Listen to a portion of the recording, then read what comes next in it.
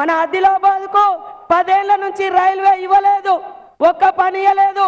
అభివృద్ధి అడిగితే అయోధ్య చూపెడతాండు. 2 crores 2 కోట్లు ఎవరు ఇయ్యరని చెప్పినటువంటి ఉద్యోగాలు అడిగితే రాముని చూపెడతాండ్రు బీజేపీ వాళ్ళు. మీరు ఇళ్ళకి వెళ్ళి ఒక్కటంటే ఒక్క పని, రోడేసిర్రా, మరి బడి కట్టిర్రా, ఇల్లు ఇచ్చిర్రా, లాస్ట్కు గుడన్న మీ ఊర్లలో కట్టిరా ఈ బీజేపీ వాళ్ళు? ఆలోచించండి. దేవునికి పెట్టే అగర్బత్తి కూడా 5% GST వేస్తా ఉన్నారు. కాంగ్రెస్ అంటేనే పేదల పార్టీ.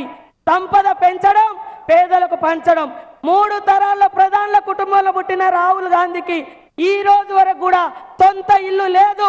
కానీ కోట్లాది మందికి ఇందిరమ్మ ఇల్లులు కట్టించినటువంటి ఘనత సోనియమ్మది, ఇందిరమ్మది, రాహుల్ గాంధీ గారిది. అవునా కాదా? ఆలోచించండి. తప్పకుండా ఈ జిల్లా అభివృద్ధి, మీ అందరి గ్రామాలలో సంక్షేమ ఫలాలు అందించే బాధ్యత నాది. మీరు మాత్రం దయచేసి ఒక్క అవకాశం. మోడీ అంటాడు కాంగ్రెస్ పార్టీ పరివార్ పార్టీ, కుటుంబ పార్టీ అని.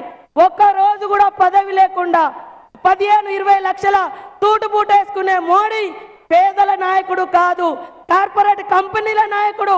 పేదల నాయకుడు అంటే పేదలకు దగ్గరుండే నాయకుడు మన రాహుల్ గాంధీ.